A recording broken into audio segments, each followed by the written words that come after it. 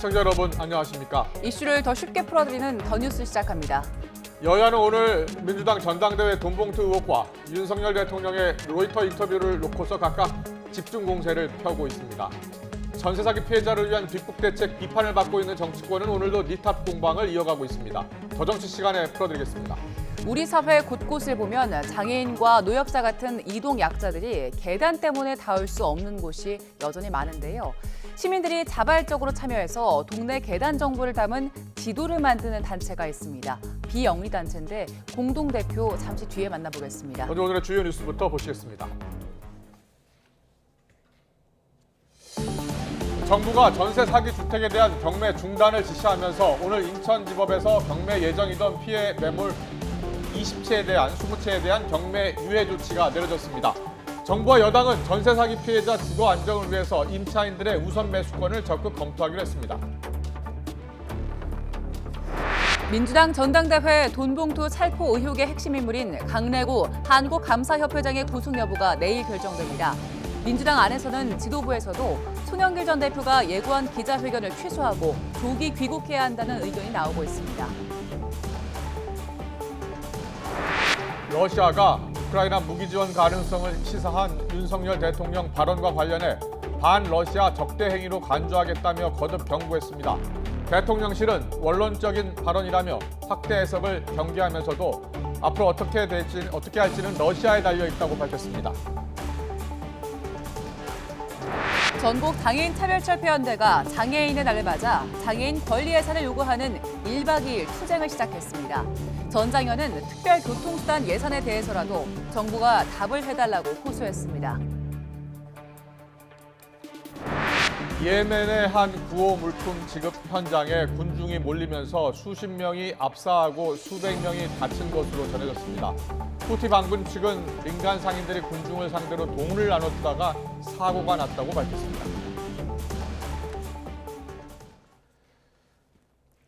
전세 사기 피해자들이 가장 두려워하는 건 이 피해 주택이 경매로 넘어가서 낙찰돼 보증금을 한 푼도 돌려받지 못하고 집에서 쫓겨나는 그런 상황입니다.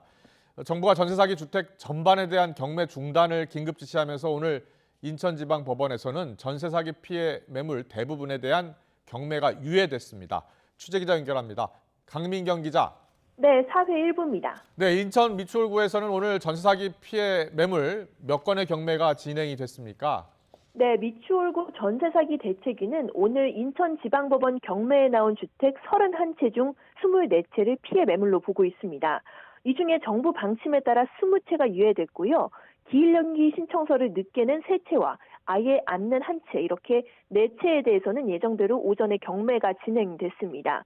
낙찰된 집은 없었습니다. 일부 피해 매물에 대한 경매가 계속 진행되는 이유는 정작 지시를 내린 정부에게도 경매를 중단시킬 수 있는 법적 근거가 없기 때문입니다. 민간 금융권이나 대부업체가 전세 사기 피해 주택 채권을 보유하고 있으면 정부는 협조 요청을 할 수 있을 뿐 경매를 늦추라고 강제할 수는 없습니다.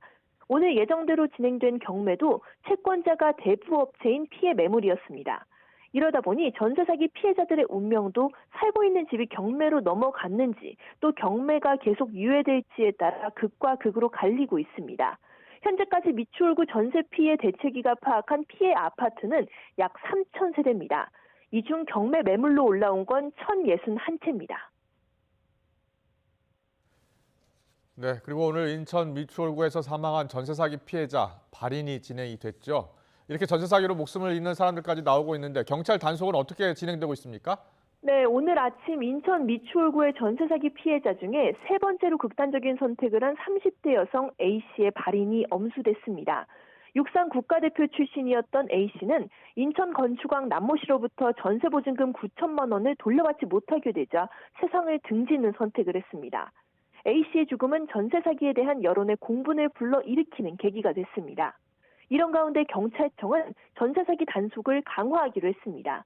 우종수 국가수사본부장은 오늘 전국 수사지휘부가 참여하는 화상회의를 열고 모든 전세 사기 의심 대상자에 대한 신속한 수사에 착수하라고 지시했습니다. 부산과 경기, 화성, 동탄 등 언론에 나온 전세 사기 의심 사례부터 국토교통부의 전세 피해 지원센터에 접수된 모든 피해 사례가 수사 대상이 될 예정입니다. 조직적 범죄 사기에 대해서는 특히 강력한 처벌을 예고했습니다. 직접 들어보시겠습니다. 의심 대상자에 대해서는 과감의 수사에 착수하고 조직적 전세 사기는 범죄단체 조직죄를 적극 적용하겠습니다. 범죄단체 조직죄가 적용되면 전세 사기에 대한 가중 처벌이 가능해집니다. 국수본은 세입자의 신뢰를 악용해온 불법 중개 감정 행위에 대한 단속도 강화할 계획입니다. 또 범죄 수익 추적팀을 투입해서 전세 사기 범죄에 대한 기소전 몰수 추징을 추진할 방침입니다. 지금까지 사회 1부에서 YTN 강민경입니다. 정부는 세입자가 거주하는 집이 경매나 공매로 넘어가도 해당 주택에 부과된 세금보다 세입자 전셋값을 먼저 변제하기로 했습니다. 주택이 경매나 공매로 매각되는 경우 임차권 확정 일자보다 법정 기일이 늦게 도래한 재산세 등 지방세보다 세입자 임차 보증금을 먼저 변제하도록 한다는 겁니다. 종전 규정을 보면 집주인이 담보로 잡힌 집이 경매나 공매로 넘어가면 국세와 지방세를 먼저 빼고 남는 돈으로 전셋값을 돌려줬습니다. 행정안전부는 지방세 기본법 개정안이 국회에서 조속히 통과되도록 하기로 했습니다. 금융당국이 전세 사기 피해자를 대상으로 채무 조정이나 저리 대출 등 금융 지원에 나서기로 했습니다. 금융위원회는 금융감독원, 한국주택금융공사 등 유관기관과 금융 지원 방안을 논의했다고 밝혔습니다. 우선 전세 사기 피해자 가운데 전세 대출 원리금 상환이 어려운 경우 채무자 특례 채무 조정을 적용하기로 했습니다. 또 경매 낙찰 대금을 마련해야 하는 경우엔 특례 보금자리론을 더 낮은 금리로 지원하는 방안도 시행하기로 했습니다. 정부와 여당은 당정협의회를 갖고 전세 사기 피해자에 대해서 우선 매수권을 부여하는 방안 등을 검토하기로 했습니다. 민주당에서는 돈봉투 의혹과 관련 대응 방식을 두고서, 국민의힘에서는 이딴 설화를 일으킨 태영호, 김재원 의원의 거취 등을 두고서 파장이 일었습니다. 국회 취재기자 연결합니다. 박기환 기자. 네, 국회입니다. 네, 당정 소식부터 알아보죠. 전세 사기 피해자들을 위한 대책들이 나왔죠? 네, 그렇습니다. 정부와 여당은 전세 사기 관련 당정 협의회를 열고 대책을 내놨습니다. 우선 전세 사기 피해자들에게 매물이 경매에 넘어갔을 때 우선 매수권을 부여하는 방안을 검토하기로 했습니다. 또 피해자에게 저리 대출을 제공하고 경매와 공매 유예 조치에 노력하기로 했습니다. 이와 함께 당정은 법률 심리 상담을 확대하고 조직적 공공재산 범죄로 인한 수익은 전액 몰수 보전하겠다고 강조했습니다. 이어 국회 국토교통위원회에서도 전세 사기 대책을 두고 줄다리기가 이어졌는데요. 민주당은 우선 매수권만 줘서는 실질적 해결책이 되지 못한다며 피해 매물을 정부가 매입해야 한다고 주장했지만 정부는 공공 매입은 결국 채권자에게 돈이 돌아갈 뿐이라고 맞섰습니다. 들어보시겠습니다. 희망을 가지려면 기금이든 정부에서 공적 자금이든 먼저 투입을 해서 피해 구제를 한 뒤에 건축왕이든 빌라왕이든 이분들의 구상권 청구해서 일부 받아내고 임대차 3법의 졸속 입법 그리고 아무런 사기 방지책이 없는 무제한 전세금 대출에서 벌어진 겁니다. 피해자한테는 한 푼도 안 가는데 왜 채권자들 좋은 일을 그것도 세금으로 해야 됩니까?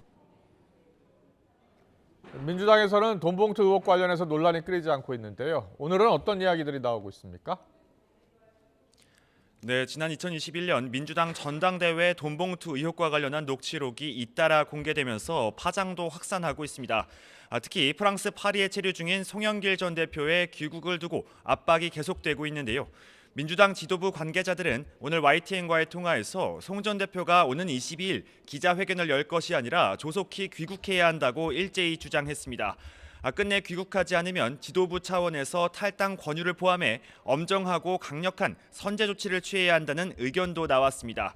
비명계 이상민 의원도 BBS 라디오에서 당 자체 조사를 실시해 사실관계가 드러날 경우 이재명 대표가 철퇴를 내려야 한다는 주장했습니다.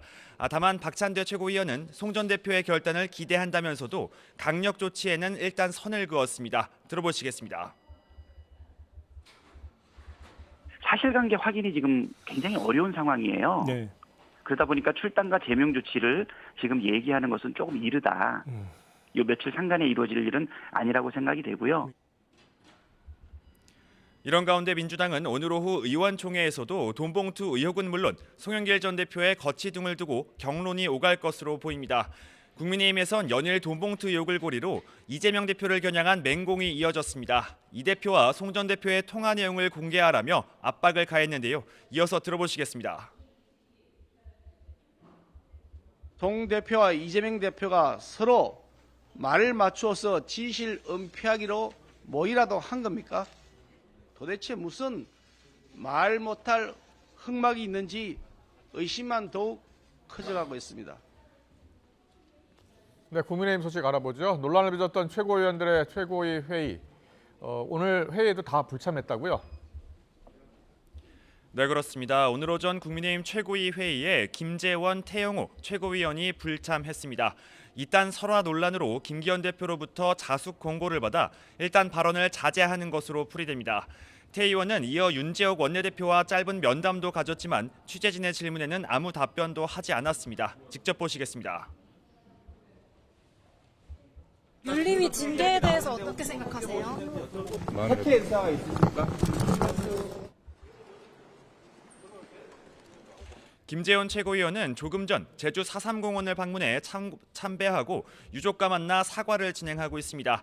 그럼에도 당원들의 징계 요구서 등이 접수된 만큼 윤리위 구성이 마무리되는 대로 징계 절차를 피하긴 어려울 것으로 보입니다. 여기에 김병민 최고위원도 윤리위에서 강도 높은 중징계가 이뤄져야 한다는 공감대가 형성돼 있다고 말했습니다. 들어보시겠습니다. 국민 눈살이 찌푸리게 하거나 당에 큰 위해를 가한 분들이 있다면 단호한 조치를 할 것이다. 또 그런 조치가 필요하다는데 다시 공감대가 형성돼 있다고 생각합니다. 여기에 장해찬 청년 최고위원은 YTN 라디오에서 최근 결자 해제해야 한다는 이야기가 나온다며 무엇이 당을 위해 좋을지 모두가 선당 후사의 정신이 필요하다고 강조했습니다. 지금까지 국회에서 YTN 박변입니다. 민주당 전당대회 돈봉투 의혹 핵심 인물로 구속영장이 청구된 강내구 한국감사협회장이 내일 구속갈림길에 섭니다. 검찰은 이번 사안이 중대한 데다 증거인멸 정황이 상당해서 강 회장의 구속이 필요하다고 강조하고 있습니다. 취재기자 연결합니다. 임성호 기자. 네, 서울중앙지검입니다. 어제 검찰이 강 회장을 2차 소환 조사를 하고 당일 밤에 바로 영장을 청구했는데요. 영장 심사 일정이 잡혔죠? 네, 그렇습니다. 강내구 회장 구속 전 피의자 신문은 내일 오전 11시 서울중앙지방법원에서 열립니다. 앞서 검찰은 강 회장을 처음 불러 조사한 지 사흘 만인 어제 다시 소환해서 조사했고 밤늦게 바로 구속영장을 청구했습니다.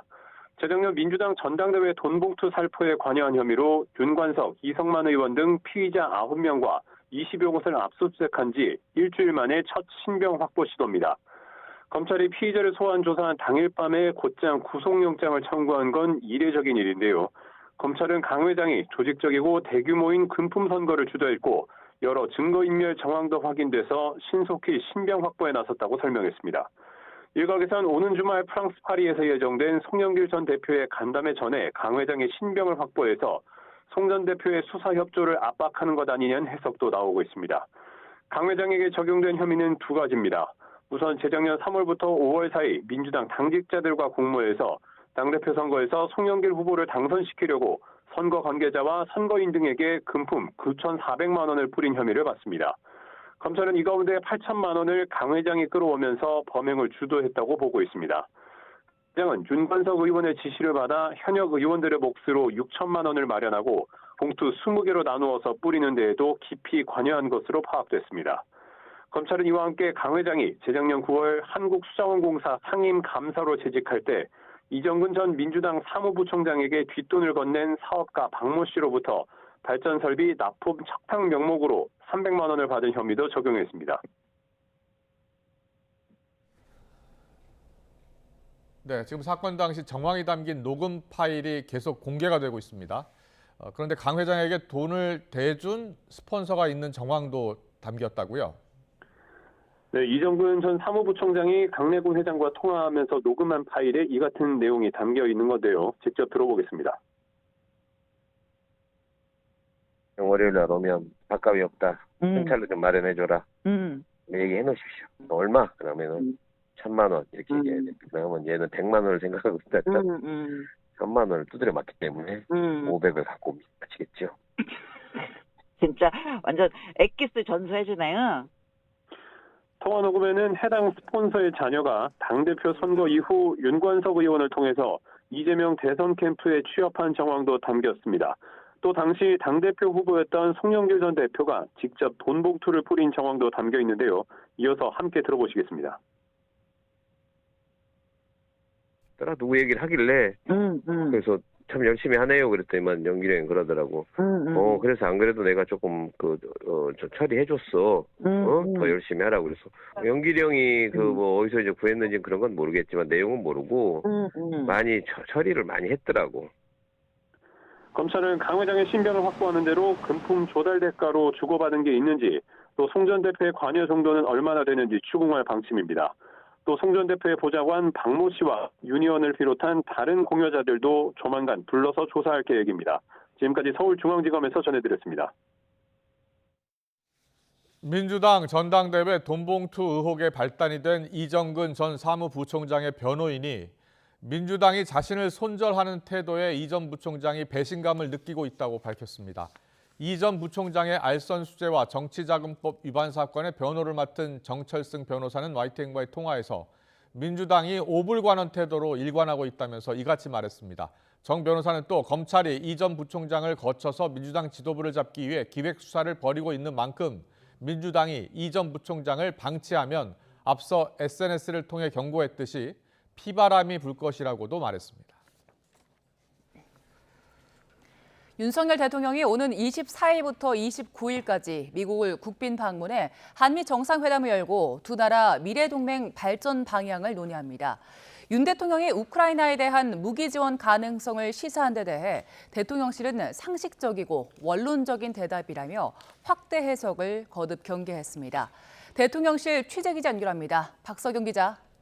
네, 용산 대통령실입니다. 네, 윤석열 대통령 방미 일정 나왔는데 어떤 일정이 예정돼 있습니까? 네, 윤석열 대통령은 오는 24일부터 29일까지 바이든 대통령 부부 초청으로 미국을 국빈 방문합니다. 윤 대통령과 바이든 대통령은 오는 26일 백악관 공식 환영식과 정상회담, 국빈 만찬 등을 하며 한미동맹 70년 성과를 축하할 예정인데요. 대통령실의 브리핑 들어보겠습니다. 가장 중요한 것은 70년 동맹의 시작과 과정, 그리고 우리의 모든 현재의 모습은 한미 가치 동맹에 기반하고 있다라는 것을 재확인하는 동맹 정상회담이 될 것으로 기대합니다. 27일에는 윤 대통령이 미국 상하원 합동의회 연설에 나서 자유민주주의, 법치, 인권이라는 공동가치에 기반한 동맹 70년 역사를 돌아보고 양국 미래동맹 청사진을 제시할 계획입니다. 연설 이후에는 해리스 부통령 내외와 국무장관이 주최하는 국빈 오찬에 참석하고 이후 미군 수뇌부의 정세 브리핑도 받습니다. 대통령실은 이번 한미 정상회담이 한미연합 방위태세를 공고히 하고 두 나라 간 확장 억제를 구체적으로 작동시키는 계기가 될 거라고 했습니다. 특히 반도체, 배터리, 파트너십 확대 등 경제안보 협력도 구체화할 거로 기대했습니다. 대통령실 관계자는 확장 억제와 관련해선 한미 간 마무리 협의가 진행되고 있다면서 정상회담 직후 발표될 문건에 상세하게 담길 것이라고 덧붙였습니다. 윤 대통령은 방미 동안 다양한 경제 행사도 소화할 예정인데요. 워싱턴 DC와 보스턴에서 한미 비즈니스 라운드 테이블과 투자 신고식, 나사 우주센터 방문과 하버드대 강연 등이 계획돼 있습니다. 이번 국빈 방문에는 삼성전자 이재용 회장과 SK 최태원 회장 등 122명의 경제사절단도 동행합니다. 윤석열 대통령이 외신 인터뷰에서 우크라이나에 대한 무기 지원 가능성을 시사했는데 대통령실에서는 확대 해석을 경계하고 있지요. 네, 대통령실은 상식적이고 원론적인 대답이었다며 거듭 확대 해석을 경계하고 있습니다.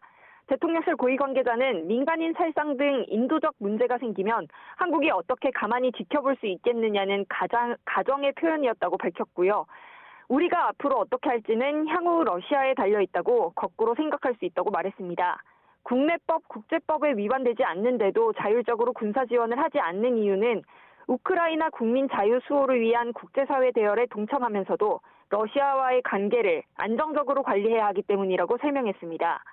윤 대통령은 앞서 전날 보도된 로이터 통신 인터뷰에서 대규모 민간인 공격과 대량 학살, 심각한 전쟁법 위반 등이 발생하면 인도적 재정적 지원만 고집하기는 어려울 수 있다고 말했고, 이에 러시아 대통령실은 한국이 러시아에 대해 비우호적 입장을 취했다며 우크라이나에 대한 한국 무기 지원은 전쟁 개입이라고 강하게 반발했습니다. 지금까지 용산 대통령실에서 YTN 박서경입니다. 네, 우크라이나 군사 지원과 관련해서 우리 정부의 이런 입장이 나온 건 러시아의 수위 높은 경고성 발언 때문입니다. 크렘린궁이 한국의 간접적인 전쟁 개입이라고 경고한 데 이어서 러시아 외무부는 반러 적대 행위라고 규정하며 강경한 입장을 표명했습니다. 김진호 기자의 보도입니다. 윤석열 대통령 발언에 대한 러시아의 경고가 수위를 높여가고 있습니다. 러시아 외무부는 우크라이나에 대한 어떠한 무기 제공도 반러시아 적대 행위로 간주하겠다고 밝혔습니다. 이어 한국이 우크라이나에 무기를 제공할 경우 한반도 주변 상황에 대한 러시아의 입장과 양국 관계에도 부정적 영향을 줄 것이라고 강조했습니다. 이에 앞서 크렘린궁 대변인은 무기 지원은 간접적인 전쟁 개입이라고 비난했습니다. К нашему сожалению, Сеул занял достаточно недружественная позиция. Конечно же, начало поставок вооружения будет косвенно означать определенную стадию вовлеченности в этот конфликт. 우리 정부가 우크라이나에 무기를 제공하면 양국 관계가 파탄날 것이라며 푸틴 대통령이 경고한 지 6개월 만입니다. 푸틴 대통령의 최측근은 원색적인 발언까지 동원했습니다. SNS에 적을 돕겠다는 새로운 사람이 등장했다며 러시아의 최신 무기가 북한의 손에 있는 것을 볼 때 한국 국민이 뭐라고 할지 궁금하다고 위협했습니다.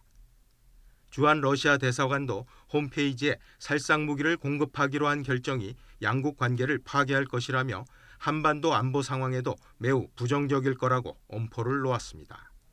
러시아는 서방과 함께 제재에 동참한 한국을 이미 비우호적 국가로 지정했습니다. 이런 가운데 우크라이나 군사 지원을 시사한 발언에 대한 강경 입장이 잇따라 나오면서 두 나라 사이 긴장이 커질 가능성이 제기되고 있습니다. YTN 김진호입니다. 한편 미국 정부는 한국의 기여를 환영한다는 입장을 밝혔습니다. 러시아가 미국과 폴란드에 무기를 판매한 우리나라를 이미 교전국으로 여기고 있다는 주장도 나왔습니다. 워싱턴에서 권준기 특파원이 보도합니다. 미 국방부는 우크라이나의 무기 지원 가능성을 시사한 윤석열 대통령 언급에 대한 입장을 묻자 나토와 우크라이나 국방연락그룹에 대한 한국의 기여를 환영한다고 밝혔습니다. 그러면서 한미는 국제질서와 평화 유지에 대한 약속을 포함하는 공동의 가치를 기반으로 철통 같은 동맹을 맺고 있다고 강조했습니다. 윤석열 대통령의 미국 방문을 전망하는 싱크탱크 토론회에서는 러시아가 이미 우리나라를 교전국으로 보고 있다는 주장이 나왔습니다. 러시아 제재에 동참한 데다 폴란드와 미국에 무기를 판매했기 때문이란 겁니다. Russia is already sees South Korea as a combatant in the war. Korea is already bearing the brunt of Russian anger and animosity. 빅터차 석자는 우리나라의 정책 충돌로 직접 무기 지원이 어렵다면 나토 회원국의 무기 재고를 채워주는 방식으로 도울 수 있을 거라며 우크라이나가 전쟁에서 가장 필요한 건 탄약이라고 말했습니다. Through backfilling NATO countries that are providing weapons to Ukraine. Korea has one of the largest, if not the largest, stockpile of munitions of any country in the world. 또 북한이 이미 러시아의 무기 지원을 결정했고 우리와의 대화에 관심도 없다며 무기 지원이 남북 관계에 미칠 영향도 많지 않으리라고 내다봤습니다. 백악관은 우크라이나에 추가 무기 지원 계획을 밝혔습니다. 전쟁 시작 뒤 36번째 지원으로 우리 돈 4,300억 원 규모입니다. The package will include more ammunition for U.S. provided HIMARS, rocket systems, and anti-armor systems, as well as additional artillery rounds. 미국 언론은 이번 지원 발표가 우크라이나 최전선에서 소총 총알부터 대형 포탄까지 모든 종류의 탄약이 고갈되고 있는 가운데 나온 것이라고 보도했습니다. 워싱턴에서 YTN 권준기입니다. 네, 오늘은 장애인의 날인데요. 1박 2일 투쟁을 시작한 전국 장애인 차별철폐연대가 대통령실 근처인 서울 지하철 4호선 삼각지역에서 첫 일정을 시작했습니다. 전 장현은 시해와 동정을 거부한다면서 단체가 요구한 장애인 권리 예산 중 특별교통수단 예산에 대해서라도 정부가 답을 해달라고 호소했습니다. 직접 들어보겠습니다. 장애인들도 열차 타고 여행 가고 시민으로서 당당한 사람으로서 살고 싶다고 외쳤습니다. 특별 대접을 받는 게 아니라 보통의 시민으로 살고 싶다고 외쳤습니다. 오늘 정부가 진행하는 시해와 동정의 장애인안을 당당히 거부하고 지금의 국무총리와 그리고 윤석열 대통령이 책임져야 될 문제는 장애인들의 권리를 보장하는 것입니다. 그중에 장애인 이동권 예산 중에도 특별교통수단 예산에 대해서 반영할 것인지 말 것인지를 이야기해 주십시오. 모두를 다 이야기하지 않겠습니다. 코로나19가 덮친 지난 3년 동안 학생들의 교육 결손이 심해졌는데 특히 장애가 있는 학생들은 어려움이 더 컸던 것으로 나타났습니다. 학교가 담당했던 돌봄과 학습에 공백이 생기면서 가정에서 개인이 져야 하는 경제적인 부담도 상당했습니다. 장하영 기자입니다. 지난해 3월 초등학교 입학을 앞두고 숨진 8살 발달 장애인. 돌봄 부담과 가난에 고립된 어머니에 의해 살해됐습니다. 코로나19 기간 동안 문을 닫은 학교. 학습과 돌봄 부담은 고스란히 장애 학생과 학부모 개인 몫으로 돌아갔습니다. 이화여대가 특수교육 대상 학부모 4,700여 명을 상대로 설문조사한 결과 코로나19 이후 돌봄이나 학습 결손으로 인해 경제적 부담이 증가했다는 응답이 절반을 넘었습니다. 마스크를 쓰는 것도, 대면 수업 대신 도입한 원격 수업에 집중하는 것도 장애 학생에겐 더 어려웠습니다. 학부모 절반이 원격 수업의 모든 과정을 자녀 옆에서 완전히 도왔다고 말했지만 절반 넘게 집중이 어려웠다고 응답했습니다. 학습 부러미를 아이들 가정으로 배송을 했어요. 저희 아이들이 그냥 학습지만 가지고 수업을 할 수 있는 아이들이 아니잖아요. 학부모님의 희생을 일방적으로 당하면서 집에서 같이 있었던 시절인 것 같아요. 많이 마음이 아팠어요, 저도. 수치로 드러나는 학습 결손도 문제지만 신체 발달이나 사회성, 심리적 위축과 같은 눈에 보이지 않는 악영향이 더 컸습니다. 비장애인과 함께했던 통합 수업에서 감염병 예방을 빌미로 장애 학생이 자연스레 배제됐고 가정에서 홀로 자녀를 감당해야 하는 부모는 지쳐갔습니다. 평소에 통합 교육이 잘 되고 있었냐? 평소에 돌봄 체계가 잘 되고 있었냐? 평소에 순회 교육이 잘 되고 있었냐? 이런 부분에서 틈이 조금이라도 있었으면 코로나와 같은 외부의 어려움이 왔을 때 그 틈은 되게 커진다는 걸 느꼈어요. 언제 닥쳐올지 모를 다음 전염병 대유행. 대가가 너무 큰 시행착오를 다시 겪지 않으려면 유휴 인력 풀을 미리 만들고 장애 학생에게 특화된 콘텐츠를 내보낼 공영방송 채널을 확보해야 한다고 보고서는 제언합니다. YTN 장하영입니다.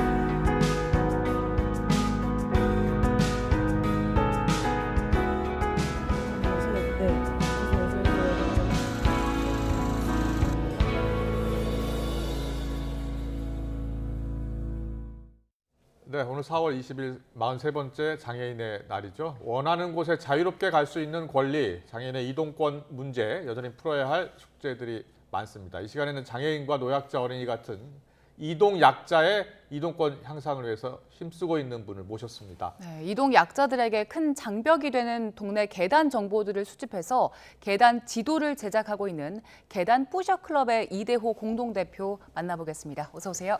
어서 오십시오. 네, 안녕하세요. 안녕하십니까. 네. 예, 계단 뿌셔 클럽 이름이 재밌습니다. 어떤 단체인지 간략하게 시청자분들께 소개해 주시죠.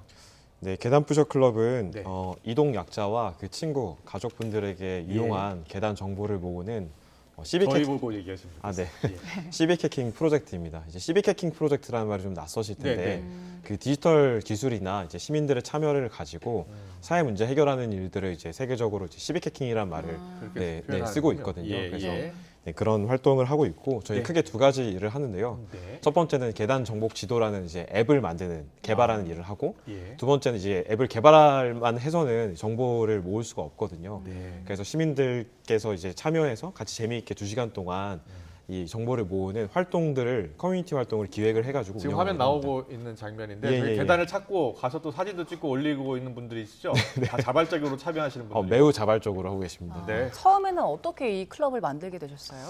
그 처음 시작할 때 저랑 이제 함께 하고 있는 그 박수빈 공동대표님 둘이서 처음 시작을 했는데요. 예. 그 저희 이제 당시에 이제 타다라는 이제 모빌리티 스타트업에 다니고 있었어요. 근데 아무래도 이동의 문제에 대해서 관심이 많았는데, 그렇군요. 네, 저희 박수빈 공동대표님 같은 경우에는 휠체어를 쓰는 장애인 당사자시거든요. 아, 그러시군요. 같이 예. 직장 생활을 하다 보면은 예. 어디 식당이나 카페나 이런 데 갈 때 너무 불편한 점들이 이제 많았어요. 네, 네. 근데 그 친구가 하는 이야기가 이런 뭐 물리적인 환경을 바꾸는 것도 중요하지만 네. 일단은 어디에 내가 갈 수 있고 갈 수 네. 없는지만 정확하게 알 수 있어도 네. 훨씬 편리하게 이제 살 수 있을 것 같다라고 말을 하는데 예. 저도 그게 너무 공감이 되는 거예요. 그렇군요. 왜냐하면 예. 점심 먹으러 갈 때 여기 맛있겠다. 근데 이 친구랑 같이 갈 수 있을까가 항상 저는 이제 고민이 되잖아요. 동료니까. 예, 예, 괜히 예. 갔다가 이제 못 들어가면 민망하기도 하고. 그렇죠.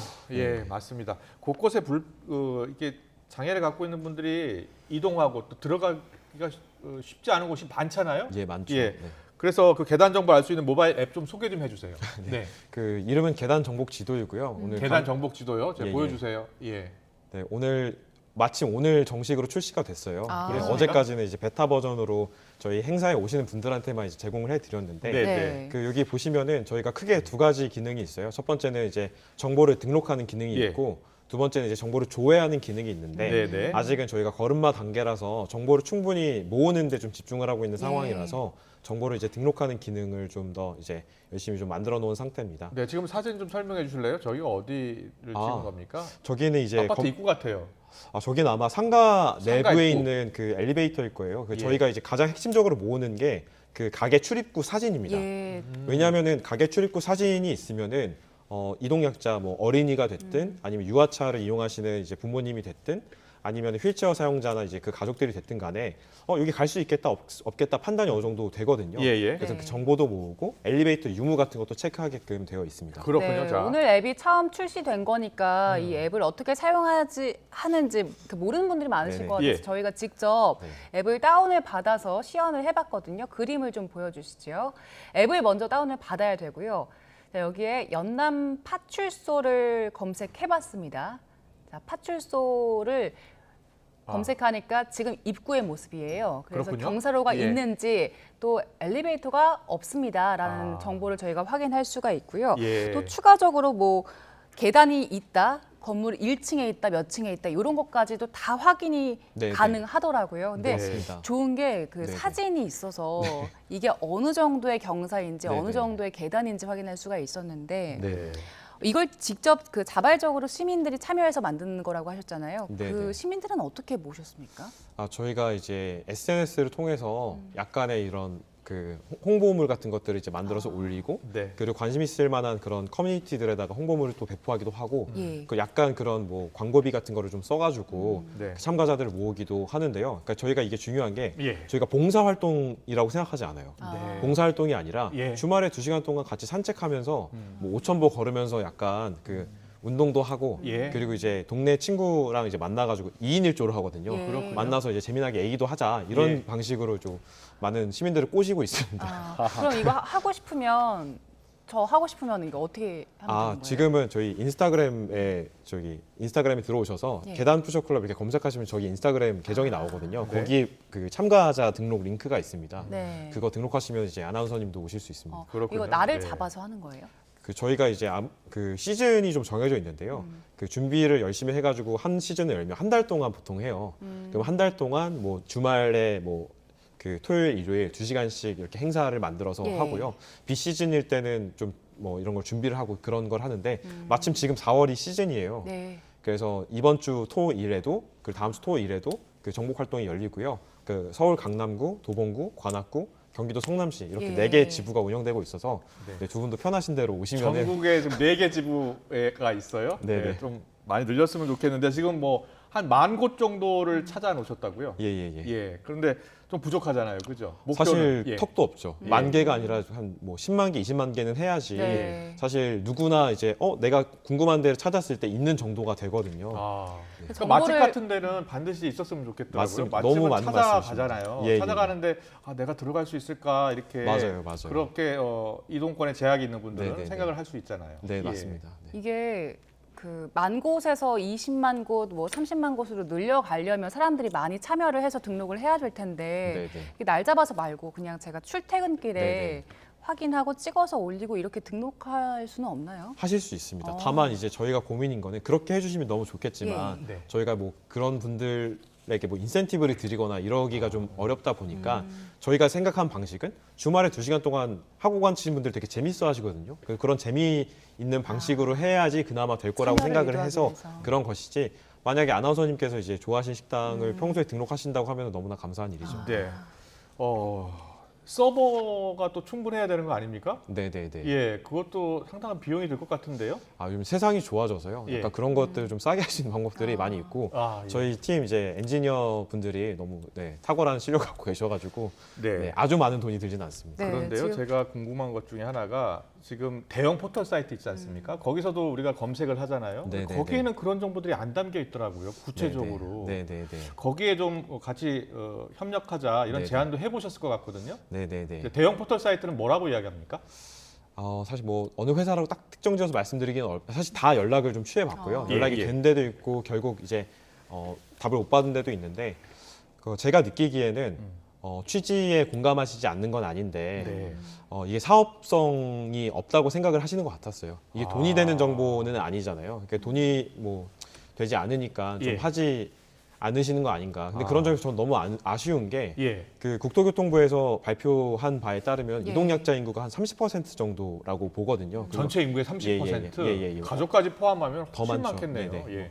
그런데 이제 그 앞으로 그 노인 인구가 늘어나면 이동약자 인구가 더 늘어날 수밖에 없어요. 그렇죠. 그럼 이제 예. 그런 것들을 대비해서 이제 포털 사이트들도 이런 정보들을 잘 입력을 이렇게 등록할 수 있도록 만들어 주시면 좋겠다. 그리고 저희가 꿈꾸는 거는 저희가 이렇게 뭐 저희뿐만이 아니라 사실 비슷한 정보를 모으는 그 훌륭한 팀들이 많이 계십니다. 예, 이런 예. 팀들이 이제 모은 정보를 이런 그 네이버나 이제 카카오나 구글이나 네. 이런 그 메이저 이제 맵 서비스 사업자들이 예. 좀 가져가서 활용해 주시면 좋겠다. 네. 그런 제휴를 같이 하면 좋겠다는 생각을 가지고 그러니까요. 있습니다. 예. 이 활동에 함께 참여하신 분들이 그냥 일상적으로 걷던 길인데 이동권 관점에서 이제 사진도 찍어보고 네네네. 기록을 한 거잖아요. 네네네. 직접 참여한 분들은 어떤 얘기를 합니까?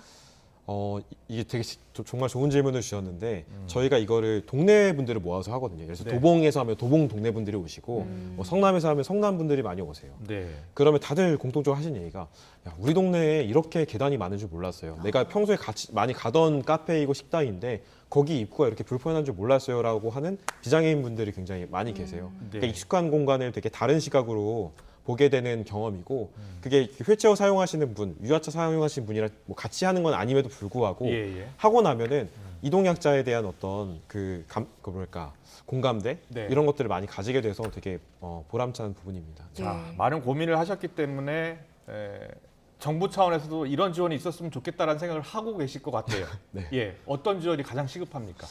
정부 차원에서요. 네.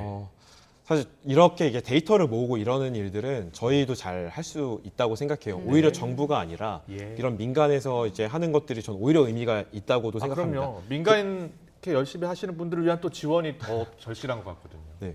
그런데 이제 그 정부나 이제 좀 신경을 쓰신다고 하면은 네.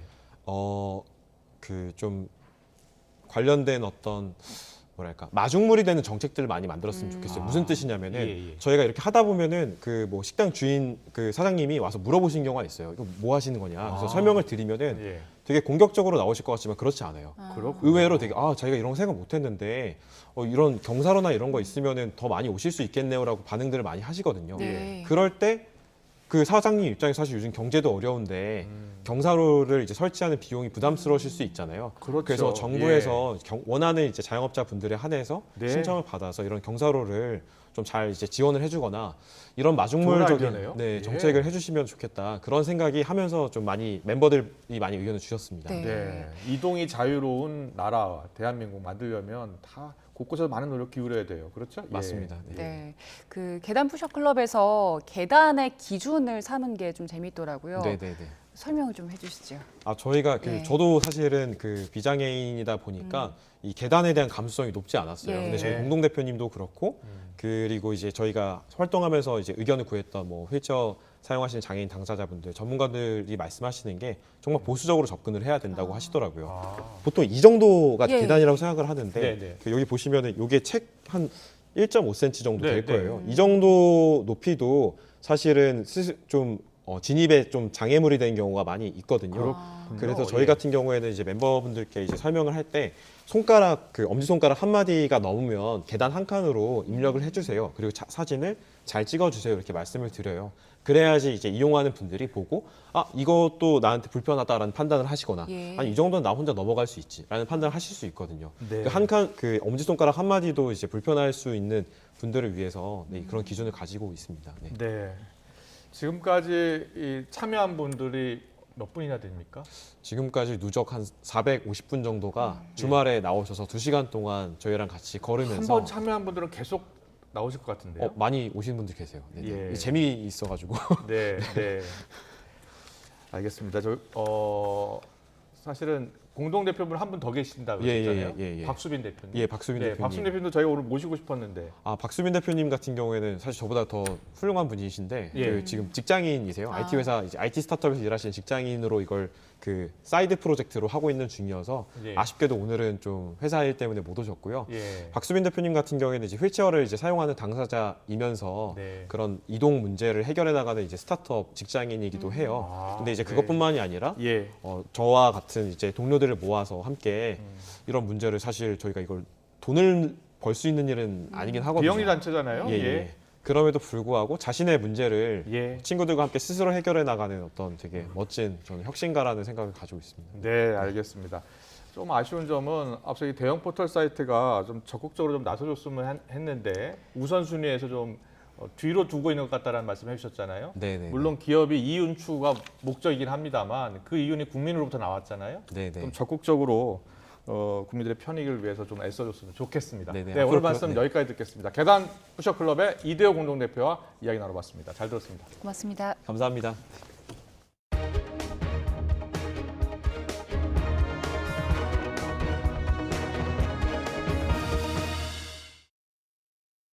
최근 배승하 양처럼 음주운전으로 목숨을 잃는 사고가 잇따라 발생하면서 술을 마시면 아예 시동을 못 걸도록 차에 장치를 달자는 목소리가 커지고 있습니다. 도입을 위해서는 비용 부담이나 관리 주체처럼 결정해야 할 사안들이 많은데 관련 법안은 10년 넘게 국회에서 발의와 폐기를 반복하고 있습니다. 김철희 기자의 보도입니다. 지난 8일 만취운전자가 몰던 차량이 어린이 보호구역 인도로 돌진하며 초등학생 4명을 치었습니다. 이 가운데 4학년생 배승하 양이 숨졌습니다. 죄송합니다. 유가족분께 죄송하다는 말씀 거듭. 바로 다음 날엔 배달에 나선 삼형제 아버지가 중앙선을 넘은 음주 차량에 목숨을 잃었습니다. 이렇게 무고한 생명을 앗아가는 음주운전은 재범률도 44.6%에 달할 정도로 높아서 문제가 더 심각합니다. 음주운전 운전자 가운데 재범자가 차지하는 비중이 다른 12대 중과실 사고들과 비교해 2배 이상 높다는 조사 결과도 있습니다. 강력한 예방 수단을 동원해 사고가 되풀이되지 않게 해야 한다는 지적이 잇따르는데 그때마다 거론되는 게 바로 음주 시동 잠금 장치입니다. 장치를 차량에 달면 술을 마시지 않았을 경우엔 그대로 시동이 걸리지만 술을 마신 뒤라면 얘기가 달라집니다. 저는 지금 촬영 전 소주를 마신 상태인데요. 음주 측정기를 후 하고 불면 보시는 것처럼 비정상이라는 문구가 나타나고 시동이 걸리지 않습니다.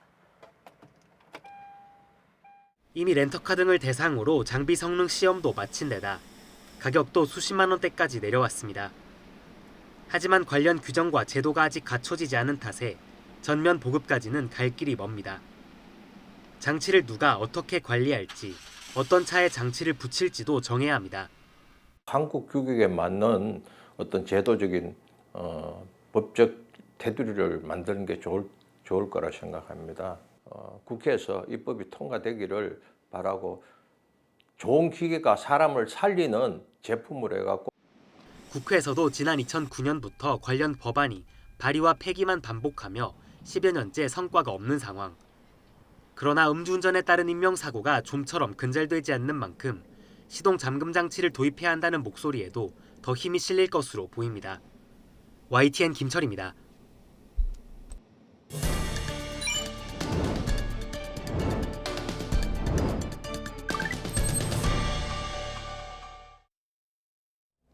이번 주 토요일부터 우회전 일시정지 위반 차량에 대한 단속이 시작됩니다. 지난 3개월은 단속 없이 경찰이 현장 계도만 해왔는데 본격적으로 단속에 나서는 겁니다. 교차로 우회전 관련 규정이 지난해 7월과 올해 1월 두 차례에 걸쳐 개정돼서 헷갈린다는 분들 많으신데 몇 가지만 기억하면 간단합니다. 먼저 우회전 신호등이 없는 경우입니다. 우회전을 할 때 전방의 차량 신호등이 빨간불이죠. 이렇게 빨간불이면 무조건 잠깐 멈춰야 됩니다. 정지한 뒤에 보행자가 있는지 확인을 하고 지금처럼 보행자가 없다면 천천히 우회전을 하면 됩니다. 자, 그런데 이렇게 건너고 있는 사람이 있거나 또 건너려고 하는 사람이 있으면 당연히 멈춰야 되고요. 또 신호에 맞춰서 이미 우회전을 하던 중이었어도 횡단보도를 건너는 보행자를 발견하면 즉시 멈춰야 합니다. 자, 이번에는 우회전 신호등이 있는 곳입니다. 우회전 신호등에 빨간불이 켜져 있으면 우회전을 할 수 없고요. 이렇게 초록색 화살표 신호가 켜진 때에만 우회전을 할 수 있습니다. 신호에 맞춰서 우회전을 하는 상황에서도 횡단보도를 건너는 사람이 있으면 역시 정지해야 합니다. 이번 주 토요일부터는 해당 도로교통법 시행규칙의 계도 기간이 끝나기 때문에 처벌을 받는데요. 범칙금은 승합차가 7만 원, 승용차 6만 원, 그리고 이륜차는 4만 원이 부과되고 여기에 벌점도 15점이 부과됩니다. 경찰은 우선 보행자에게 직접적인 위험을 주는 위반 행위부터 집중 단속할 방침입니다. 다시 한번 정리를 해보죠. 전방 신호가 빨간불이면 무조건 일시 정지하고 보행자가 없다면 주변을 살피면서 천천히 지나가면 됩니다. 그래도 헷갈리면 보행자 유무를 먼저 꼭 확인하고 우회전 직후에 횡단보도가 보이면 일단 멈추는 습관을 갖는 것도 도움이 될 수 있으니까요. 보행자와 운전자 모두 안전한 교통문화를 위해서 꼭 기억하시기 바랍니다. 어제는 서울 낮 기온이 28도 넘게 오르면서 초여름 날씨를 보였는데요. 이 4월의 이른 더위가 남쪽으로 내려갔습니다. 오늘 대구 낮 기온 30도까지 오른다고 합니다. 취재기자 연결합니다. 이윤재 기자. 네, 대구 동성로에 나와 있습니다. 대구가 지금 초여름 날씨라고 하는데 지금 기온이 어떻게 됩니까? 네, 오후 2시 기준 대구의 낮 기온은 26.9도입니다. 지금은 27도가 조금 넘을 것 같은데요. 지금은 햇볕이 내려쬐고 있지만 구름도 좀 끼어 있고 바람도 간간히 불어서 심하게 덥다고 느껴지지는 않습니다. 대구의 더위를 아프리카에 비유해서 데프리카라는 표현들을 많이들 쓰시는데요. 제가 방송 전에 몇몇 분들을 종종 만나봤는데 벌써 데프리카를 떠올릴 만큼 덥다고 말씀하시는 분들도 종종 있었습니다. 반대로 이 정도 더위는 충분히 견딜 수 있다. 오히려 활동하기 좋다는 말씀을 하시는 분들도 많았습니다. 다만 이런 더위가 벌써부터, 그러니까 4월부터 시작돼서 걱정이라는 생각은 모두가 비슷하게 했습니다. 도심 거리에서는 반소매 옷을 입은 사람을 어렵지 않게 볼 수 있고요. 햇볕을 피해서 부어서 그늘을 찾아 걸어다니고 또 더위를 식히려고 음료를 손에 들고 다니는 사람도 많았습니다. 오늘 낮 대구 지역 최고 기온은 30도까지 오를 것으로 예보됐습니다. 하지만 앞서 말씀드린 것처럼 구름도 좀 끼어 있고 바람도 불어서 예보만큼 기온이 오를지는 지켜봐야 할 것 같습니다. 대구뿐 아니라 경북 경주와 경산, 경남 밀양 등 영남 지역 곳곳의 기온이 30도 안팎으로 오를 거로 예보됐습니다. 4월 치고는 이례적인 고온인데요. 오늘을 정점으로 때이른 초여름 더위는 주춤할 것 같습니다. 내일은 낮 최고 기온이 오늘보다 10도씨 정도 떨어져서 20도 수준이 될 거로 기상청은 전망했습니다. 하루하루 기온 차이가 심하게 나고 또 아침과 낮의 일교차도 크게 나는 만큼 건강관리에 각별한 주의가 필요하겠습니다. 지금까지 대구 동성로에서 YTN 이윤재입니다. 남부지방과 달리 중부지방은 하루 만에 고온 현상이 누그러졌습니다. 어제보다 기온이 5도 이상 떨어지면서 선선한 봄 날씨 이어지고 있습니다. 기상캐스터 연결해 자세한 날씨 알아보겠습니다. 원희자 캐스터.